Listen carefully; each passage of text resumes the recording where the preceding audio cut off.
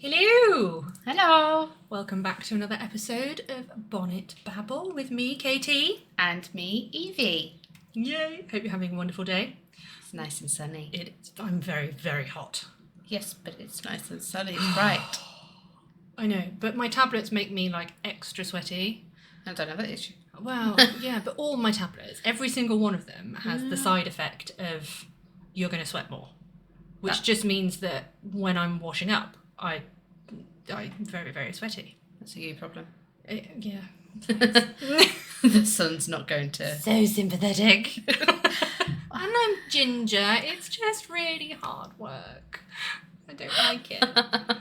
Pays off being dark-skinned. It does. Well, not dark-skinned, dark-haired. No. Yes, it does. You know what I mean? I dark do. features. I get you. Olive-skinned. Yes. Right, so unfortunately, we're doing a serious one today. Brace yourselves. So this was from when I got a bee in my bonnet, as I do, and Hence the name. yeah. And off the back of the freedom of information request Going well. that I did. I know it's going well already. Well, it's late and we're rushing and I'm flapping. You don't need to rush. I'm here now. I know. Ugh. Anyway. So this was off the back of the freedom of information request that I sent to NHS Digital, and I got the response, and we've covered already in earlier episodes what they said and why I think it's a load of twaddle. A lot of BS. Yes. And I also sent an email to MP Mel Stride, who I've now decided can just get in the bin. Because he's been on it again in the news recently. Has he? Yeah. I don't know, I keep seeing, maybe it's just because that's what I'm looking at the minute, but my news feed is just all filled with, Mel said this. And I'm like, oh! Do you think that you just don't like him and that's why everything he says is just, ugh? Well, no, it's the fact that he says things like we are normalising the normal, or we're medicating the normal ups and downs of life and turning them into mental health problems. And I really, really don't think that's certainly not what I'm doing. I'm a basket case. This is not normal ups and downs of life. No, you do have normal ups and downs in life with the medication. Yes, yeah. No, exactly. So it's not deleting them, so to speak. No. But he seems to think that... You're just being able to handle them a bit better than... What? But I think what he's trying to get at is that we've got people that are now all diagnosed with mental health conditions, whereas, 50 years ago, before mental health was really a thing, that it just would have been they're just stressed because of life circumstances. So, yeah. I think that's what he's getting at. So the whole medical world has advanced. Yes. Massively. Yes. Like until 2010, ADHD in girls wasn't a thing. Oh, wow. Yeah. As recent as. Yeah. Oh, it's a very sexist thing, isn't it? I know. But no, the medical world is expanding all the time. They're learning new things every day. Yes. So would it not be normal for this to arise and people think, oh, okay, so that's actually a thing? Yeah. Same as illnesses or other mental illnesses. So you'd think that. I'm trying to think of an example at the moment. Like all the assessment criteria. Like developmentally delayed. Yes. And neurodivergency. I'm sure however many years ago. Yeah. They didn't know what that was. That wasn't a thing. No. And then somebody thought, oh, okay, this could be that because exactly they're not learning as So Mel, who is not a medical expert and who I don't think has ever struggled a day in his life with his mental health. Otherwise, he wouldn't be saying this sort of rubbish if he had. It's either that or he's just trying to put everyone in the same boat as him because he can't have what he wants. Well, maybe. I don't know. But anyway. So off the back of all of that and the fact that Mel didn't respond to me, I got the rage. How dare he? I know. I was really polite as well. I'll give you that one. He was very polite. I know. Too polite. Yeah, probably. So I then sent an open letter to a load of MPs who had suffered with mental health issues and who have been known to speak out in support of people with mental health previously, and also to my local MP, because I rant at him probably once a year about something that's annoyed me anyway. And he's usually quite responsive. So, yeah. So there's a lot of duplication in this one with the other FOI review posts. So I won't go back across all of that because we'll be here forever and a day if we do that. Yeah, we don't need to repeat ourselves. No. We do that enough. We do. And I don't really need to read some of this either because a lot of it is duplication from what I said to Mel. So, yeah. So basically, off the back of all of this, what I'm trying to do with my bee and my bonnet is advocate where I can for those who can't. Because I've been in the situation before where I've been suffering so much that I can't advocate for myself. I can't fight for myself and stand up and, you know, try and get access to the care that I need. So by sending my grumpy emails and, you know, doing these videos and doing my posts and stuff, I'm hoping that somebody that has the power to make change actually sits up and goes, oh, maybe she has a point. Well, Maybe. Before I knew you, I thought I was just insane. Yeah. Yeah. I just thought that, you know, just a very typical impulsive person. Who got ourselves into all sorts of sticky situations. Of shenanigans, yeah. And you helped me stand up and go, actually, I want to try and find out why. Yeah, exactly. Because sometimes just having the answer to that question does a lot for your frame of mind. Really does. Yeah. And you can be kinder to yourself when you know you've got a diagnosis. I've noticed that I've actually started, I don't know what the word is. I can't think of the word. You just let some of your behaviours out. That's play. it. Yeah. I've just kind of ran with some of the behaviours. Yeah. Ran with my mindset of thinking and it's been like, well, it's all right. I'm okay with that. Yeah. And I did the same. Whereas before it was just constant masking. Yeah. When I didn't realise it was constant doing masking. that is exhausting in itself. Really is. Trying to be normal, or this societal It expectation also of normal. Explains what all the panic attacks that I've had in the past. And it's like, wow, okay, that... I don't think you get anywhere near as panicky or shaky now you've got a diagnosis. No. Shaky. I haven't noticed it as much. No, I don't believe I have. I've not really sat down and thought about that. No, maybe, you know, see? Yeah. I notice things.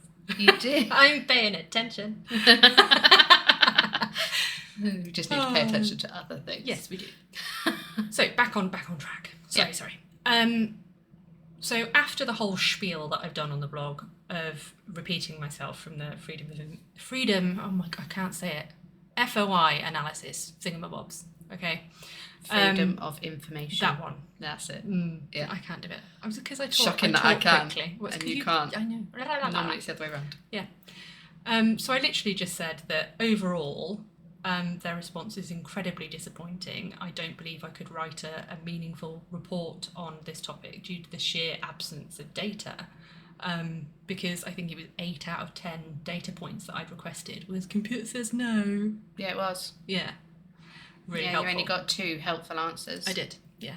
And it's a strong belief of mine that the NHS requires root and stem reform if it is to be once again fit for purpose.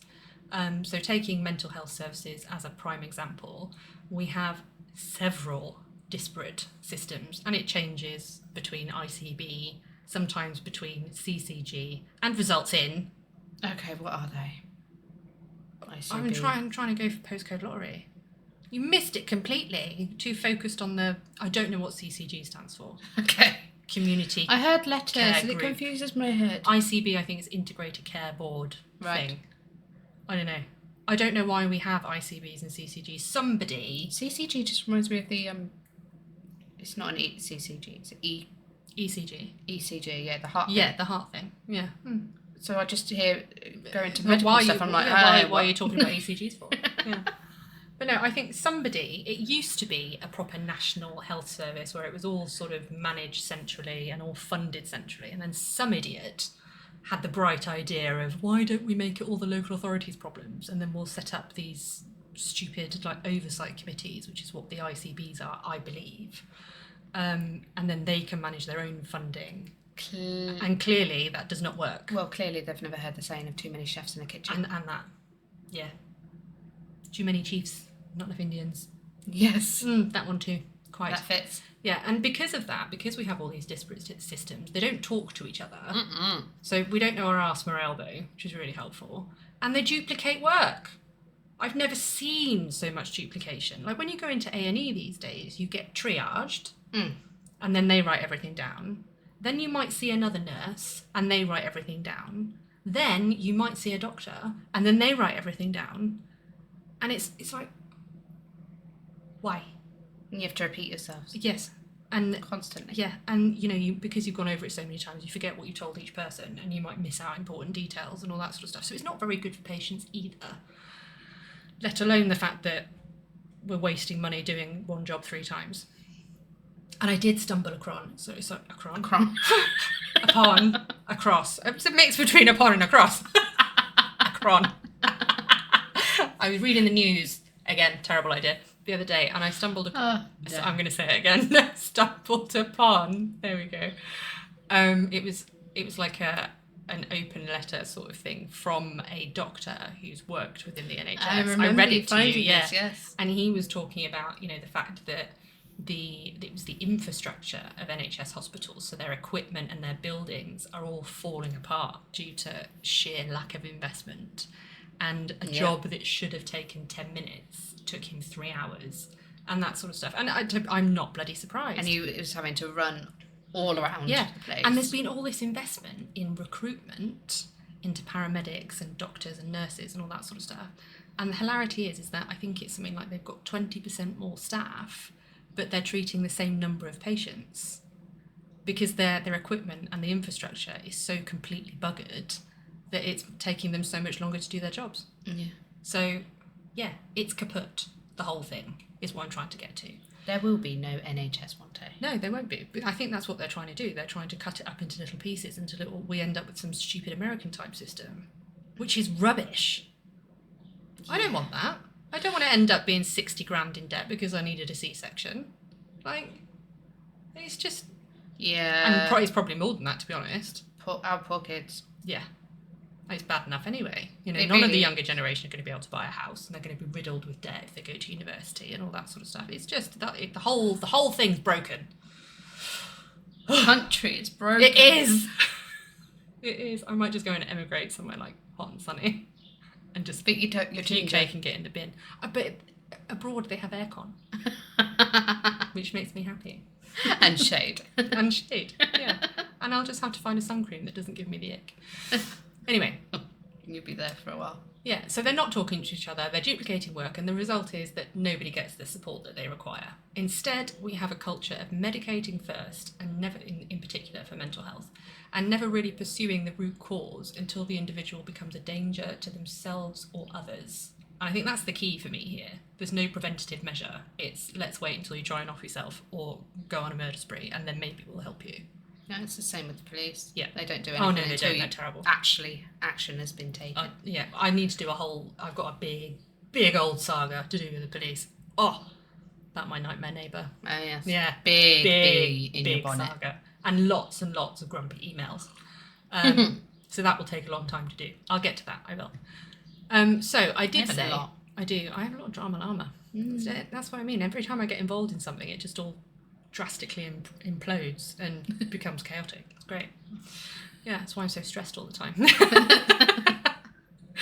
So I did say, I'm not just writing to complain, because I hate that when you get an email and people are just like, meh, meh, meh. And it's like, well, do you have any ideas? Or are you just whinging? You know? Yeah. It's like when your kid comes up to you and says, I'm bored. You're like, what do you want to do? Dunno. So I can't help you then. Do you know what I mean? You just wanted to whine at me. Exactly. So that's the equivalent, I think. So I do have suggestions, and although I'm not an expert and it might not be economically viable. Yes, because I'm not an economist or any of those fancy smanchy thingamajigs. You're just a civilian. Yes, I am. Just a civvy. I would recommend the following to resolve these issues. So, point 1. amalgamate all current mental health services into one overarching organisation which is centrally funded. So you can use your existing staff. They can even keep their current offices. You know, it doesn't need to move anywhere. It just needs to be brought. Chairs. No, it just needs to be brought under one umbrella. That's it. So everybody is using the same database with the same level of funding, with the same standard procedures and policies. And that way they can communicate. Yes. Yes. Oh, look at that. Communication is key. You'd think that would be the easiest thing in the world, wouldn't you? Well, why haven't they done it? Well, marriages. The biggest reason why marriages break up is lack of communication. Yes. It just apparently the country too. Yes. Quite right. That's why it's falling apart. Yeah. So this organisation, this magical, mystical organisation that I've come up with, would also take the pressure away from GPs because they don't have the time or the resources, really, to fully assist or diagnose mental health issues. So, you know, most mental health issues are quite complex, nuanced, could be based off, you know, childhood trauma or anything. You're not going to be able to diagnose that within 10 minutes. No. You're not going to get to the root cause of that. They're not equipped. You know, and like I've discussed before, I've been on and off antidepressants since I was, Christ knows, 12, 13. And none of them have worked. None of them. I've literally tried, I kid you not, every single antidepressant from minimum to maximum dose over the years. And not once did any GP look at my history and go, maybe you're not just depressed and have anxiety. I once got diagnosed with depression and anxiety and got prescribed medications. Yeah. From a very short phone call over the phone. Yep. Exactly. Didn't even see me in person. No, I've had the same. Yeah, it's ridiculous. So hang on, I need coffee. So yes, you've got a lot on your plate. We're just going to give you these. Yeah, they'll help. Will they though? You've got to give it, you know, but by the way, 6 to 8 weeks to kick in. And the side effects, they'll probably make you fat, which will probably make you feel worse. Yeah, thanks. Yes. One of the ones I went on, right, I could not stop eating. It was like I was preparing to hibernate for the winter. And I put on 5 stone in 9 months. Wow. It was horrendous. Really, really bad. And then obviously my mental health tanked even more because I was like, great, now on top of everything else I'm fat. Thanks for that. Yeah. Oh. No, it's just... No. Anyway, so instead, what I would suggest is the GP would then refer to this magical, mystical organisation, a centralised department, who would then triage the individual. Now, the key here for me is timescale and timeliness. Yes, because referrals take a long time. They do. They would have to have an initial triage within 1 week. No more. No. That is a must. A week is a very long time to somebody that is severely depressed. Yes, it is. And, you know, there will be crisis assistance available in the meantime. But sometimes just knowing that you're going to have that appointment in X amount of time helps as well. But it can't just be a don't know when we'll get to you. It has to be within a week. Now, I don't believe that the triage needs to be carried out by a medical professional. Instead, they can be armed with all these fancy assessment criteria that medical professionals have spent years and years compiling and refining and are still refining and compiling. You know, like we had to fill in the ASRS for our ADHD assessment. Yeah. That's what they use. Yes. Yes. And you know, you've ever had to fill in the GAD-7 for generalised anxiety? Probably, yeah. Or the PHQ-9 for depression? Probably. Exactly. I've just filled in a lot of questionnaires. Yes, so to be able to diagnose these things, that whatever professional it is will have to take you through the same questions that are on the questionnaires. I always wondered who reads them. I wondered if it was a computerized thing, so it just kind of goes down and sees where you actually go anywhere. Yeah. Some I've wondered. So yeah, my suggestion is that it doesn't need to be medical professionals. It could just be people like you and I on the end of the phone, armed with all the assessment criteria for mental health issues. Now, when I say all, I firmly believe that during this triage, that person should be assessed for every single potential mental health or neurodivergency issue, because quite often anxiety and depression can be comorbid with something much more deep-rooted. But wouldn't you get... So you know when you ring 111? Yes. And you get them really silly questions? Yes. Wouldn't you get a lot like that? I mean, maybe. There might be a case for saying that some of these questionnaires would need to be amalgamated to avoid duplication of questions. So a lot of them ask the same thing, phrased ever so slightly differently. So it would probably need a more nitty-gritty look at it. But that would be done by a professional. That would be done by a professional, yes. So I've listed such as GAD-7 for generalised anxiety disorder, PHQ-9 for depression, MAS, QIDS or BISS for bipolar. I think there's 3 for that, Google said. DSM-5 for PTSD or complex PTSD, PANS for schizophrenia, and this one, how the hell they got away with naming the assessment this, I do not know. SCOFF for eating disorders. Brilliant. I mean, yeah, but whoever did that... Wow. Yeah. Yeah. I mean... Insensitive. Yeah, if I was suffering with an eating disorder, I'd want to find whoever called it that and smack them around the face. You know, that's just not helpful. No, it's not. No, ASRS for ADHD and DSM-5 for autism. Now, that's not an infinite list of mental health issues. They're the ones that always spring to my mind when I think about mental health.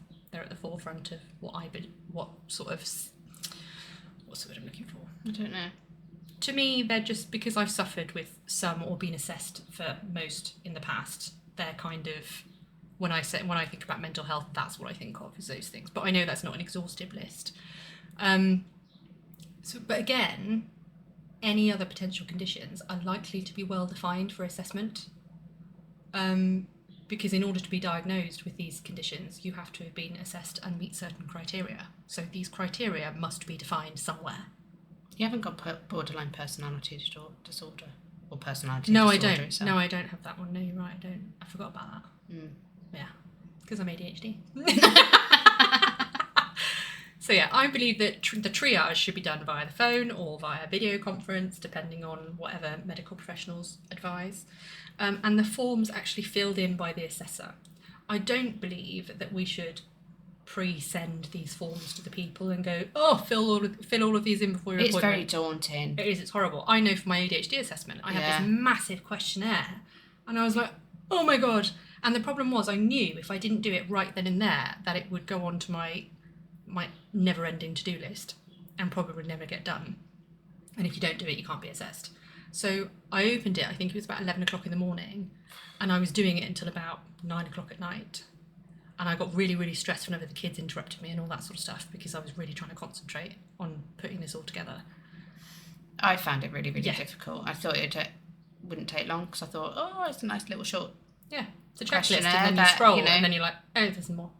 Well, on mine, it came up as just like 6 questions. I was like, that's nice. 6 questions. Okay, I can do this.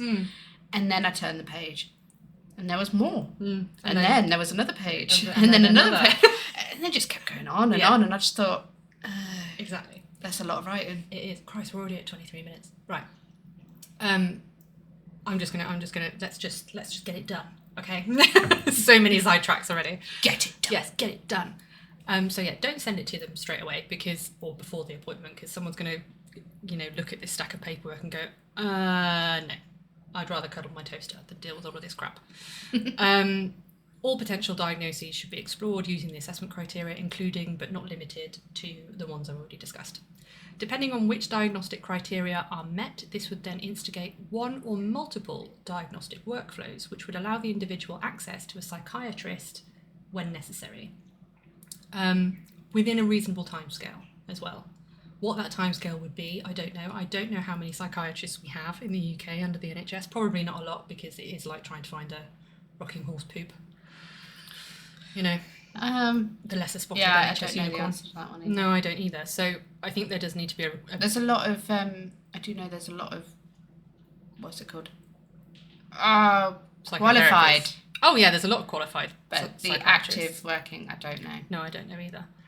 So that may well need some form of right to choose like we have for ADHD, involvement with a private provider as a stopgap to provide this service, not as a permanent, we will always rely on the private sector. The NHS must be able to stand up on its own 2 feet, otherwise there's just no point in having it. Anyway, and then when they, according to whatever NICE guidelines there are for that particular condition, they would have access to whatever medical professional they needed, or for conditions, they would then have access to that person. And once onto that diagnostic workflow, the individual could be prescribed interim medication to assist with their likely diagnoses, which would then be reviewed by the relevant specialist once a formal diagnosis takes place.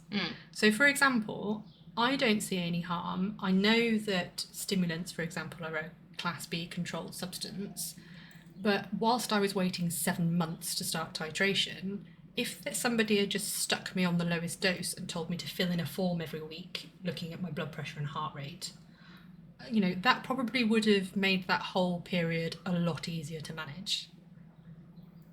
Yeah. You're not being left high and dry. No, exactly. Anyway, so once diagnosed, once they've seen whoever they need to see, whether that's one person or multiple people, there needs to be a minimum of a 5-pronged approach. I was hoping to keep it as 3 because it sounds better, but as I was doing it, I was like, no, there needs to be more. Say that 5 times. 5-pronged approach. 5-pronged approach, 5-pronged approach. La, la, la. Yeah, and that should happen automatically. The patient is automatically put forward for this 5-pronged approach to treatment. Okay, so the first prong is that's going to be one of those words that ceases to make any sense the more and more you say it. You say a word so many times and you're like, I just got it in my head that it goes prong, like one of them tuning forks. Yes, whack it. Yeah. Anyway, so the first prong is shut up. Medication, and where necessary, provided under a period of titration to find the best fit. And this is critical. The period of medication trialing should be led by the patient, but there should also be a reasonable cutoff should every medication avenue have been investigated. So I'm not saying let's just give them a piece of rope and we don't know how long it is, and it could end up costing an absolute bomb. There are only a certain number of medications available for mental health issues. So once everything's been tried, there should be a good enough recommendation. So we saw a good enough improvement if it's combined with prong 2, which I'm going to get to in a second, that it will help enough to see better function in this person. Because, it's not a magical pill. My flower power pills don't fix everything. No. They've taken some of my symptoms away, and then other symptoms are like, hi friend, how are you? We're going to annoy you more. Yeah. To make up for our other missing friends. So my sensory things are now in overdrive, but I'm a lot more productive instead. And your head is quieter. Yes, exactly. So prong 2 is talking therapy. And I'm not talking about a one-size-fits-all approach. Here, have some CBT for 8 sessions. Load of rubbish. I'm talking about CBT, EMDR, ACT, and any other acronym we want to throw at it. I'm going to say that's a lot of letters. It is. Again, there's just so many acronyms when you talk about the civil service. It's ridiculous. And it should be provided depending on the diagnosis or diagnoses. So we should be looking at what is the best fit for this particular diagnosis and providing that, not giving them something that could potentially exacerbate their condition. For example, CBT does not work for me. Never has. Hate it. And we've talked about that before. It's like, here, have a list of things to do when I'm already overwhelmed. I'm like, no. Not going to do that. Then access to work or other funding. So there is this thing called access to work where if you need special equipment or allowances in the workplace, you can apply for it and they will give your company funding to buy you extra stuff. Okay? Clever. It's a big rigmarole to apply for. Okay? Now, I can imagine. It is. It's just more and more forms, and you have to be on the ball and keep in touch with them. Otherwise, they just kick you off the list. It's just all a big palaver from what I've seen on the tinterweb. More hoops. Yeah. More hoops. Oh, delightful. Now, I think that should be automatic. Once you've been diagnosed, you should, and if it fits the criteria for access to work and they're already employed, it should just happen. What? You know, they should be assessed for what they could need to improve their quality of life in the workplace. Yeah. And then the funding's just given. It shouldn't be more hoops for the person who's already struggling to jump through. It's just ludicrous. Benefits. Automatic allocation of benefits supported by the diagnosing clinician. Yeah, not just here you are, here's a diagnosis, go away, and you've got to figure it out for yourself. Because again, you know, a lot of mental health diagnoses, there's a scale, there's a sliding scale. You know, you can have autism and be high functioning and, you know, be completely successful at school and in your work life, and it's just you have, you know, odd nuances and you like things a certain way and that sort of stuff, or you can be quite awkward socially. My husband. Yeah, or you can have autism where you're completely non-verbal and you can't function in today's society. I thought it was high functioning autism, that where it's like, I don't know, it's one of the two. Non-verbal. Low functioning autism is the have certain ways. No, I think it's the other. I think high functioning, because you have high functioning anxiety, which means that you're like super high powered, but you're only like that because you're so anxious about dropping the ball. Yeah, no. So it makes sense for the high functioning autism to be like your autism to be up the scale, and low functioning autism to be I can live, but you know. I don't know. We'll have a Google. Yeah. It's one of the two. So as you know, there is a sliding scale to these. So again, we're not qualified in this stuff. No, we're just mental with our own bits of paper that support it. So again, if it's supported by the diagnosing clinician, they can literally just be given a checklist at the end of their assessment and that says, you know, they struggle with X, Y, and Z. They need to be put forward for PIP and reduced capability for work and universal credits and all that sort of stuff. And it should just happen. Yeah. And it shouldn't be this whole drawn-out, hideous process that we have at the moment. Mm-mm. Anyway. And then I think, you know, the fifth prong, for me... Prong!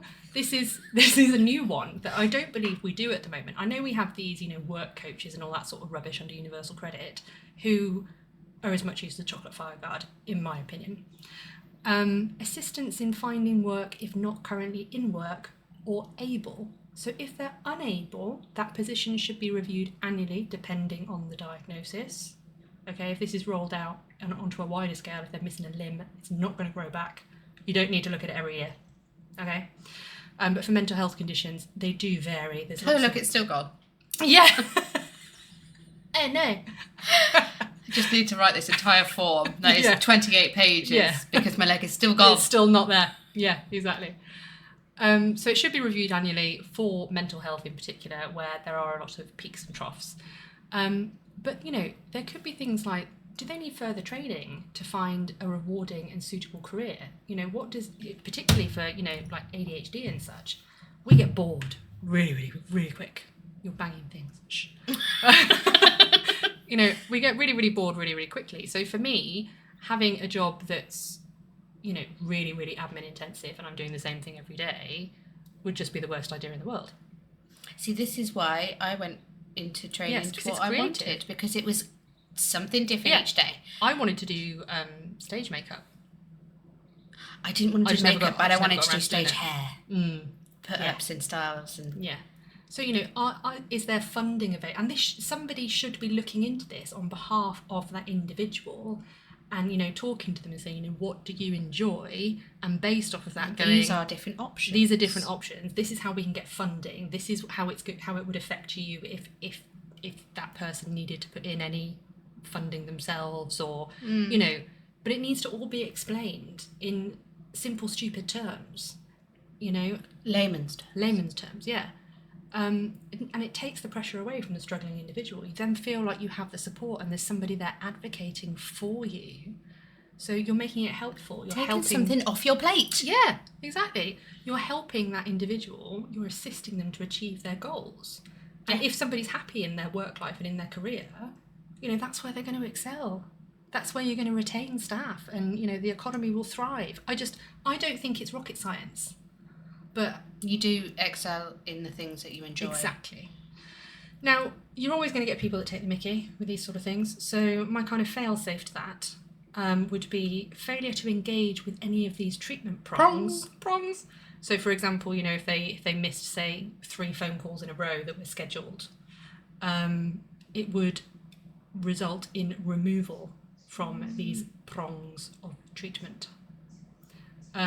Whether that be benefits, assistance and treatment, perhaps a 3-strike rule, and it would help in mitigating any risk of those who seek to take advantage of the system. Because you will genuinely find, if you take the hoops away and you make the whole process supportive and, you know, easy, and like they're trying to advocate and help you, people who are genuinely struggling will engage with that. The only time I've ever given up on stuff is when they just make it all too bloody difficult. And I'm like, oh, I just can't be, no. I'll just suffer in silence and I can't be bothered. That's true. Yeah. So I feel that all the 5 prongs, it would be ideal for most who are suffering in silence. From my own experiences, I don't want to be a drain on the system. I have never been on benefits before. And I despise that I'm now so reliant on them after being a vaguely functioning member of society for so many years. I'd love to be able to work. I'd love to be in a big, nice job. Have a career. Yes, exactly. But there's so many barriers to be able to do that when you're struggling. Yeah. So, you know, I'd love to be able to work, but the lack of support and the risk of losing all my benefits if I even attempt to get employment and then fail is too much. It took me 2 years to get access to all the benefits I needed, and I can't run the risk of gaining employment and being left high and dry financially if everything's removed and I end up not being able to cope with working. Because I also get no support. So, you know, if I had access to a therapist and all that sort of stuff, if I was finding it difficult and I could work through those difficulties with somebody that was, you know, helping, I would be more likely to succeed. Oh, yeah, definitely. Yeah, I mean, it's not rocket science. I also have children, so there are childcare implications there too. I need to do a separate thing on the whole childcare debacle because, you know, they sell it as, oh, we've made all these changes and it's brilliant, and it's not. It's naff and it needs to get in the bin. Start again. Yes, start again. It's rubbish.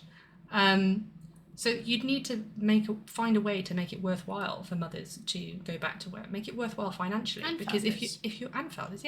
Because if you're worse off having children and working, then your default position is, well, I'm not going to work then. Again, it's not rocket science. Why would you put more stress on yourself and go to work to be worse off financially? But that's why I'm not in work. Exactly. It makes no sense. So the current system is beyond broken, and the governmental discourse that paints us all as lazy and taking advantage of the system is unfair, untrue, and outright inflammatory. Just for the people that are saying all of this, I want to work. Me too, but I need help to get there. Please, thanks. Yeah. Please and thank yous. Please and thank yous. Yeah. So I said, you know, please help support us and advocate for change. I've tried so many times to fix myself, often spending thousands of pounds that I don't have on private healthcare to get the help that I need. And I know I'm not the only one. I know so many people who can't advocate for themselves, whether it's too draining or they lack the words. They deserve help and support in a system that isn't designed to penalise and reprimand. And the reliance on charities to plug the gaps in the NHS must end. Having also had contact with them in times of strife, the end result is they can only feed you back into the same system, which isn't providing adequate, if any, help. So I sent that. When did I write this? Because I did that. Oh, hang on. So much scrolling. It's so long. With all the FOI stuff in there. So 29th of April, I sent that. So it's been nearly a month. And I have had no response or acknowledgement from any of them. So do you know what I did next? I sent it to a load of journalists instead. And we'll see what they say. So yeah, that's it for episode... I don't know what we're on. 16. I want to say 17. Yeah, you might be right, actually. I don't know. Maybe. Anyway. Who knows? Yeah. So stay sane. I hope you found my common sense approach to reform to be common sense. Maybe. If you have any thoughts, yeah, let us place know. a comment yourself. Yeah. All right. Have a lovely day. Bye. Bye.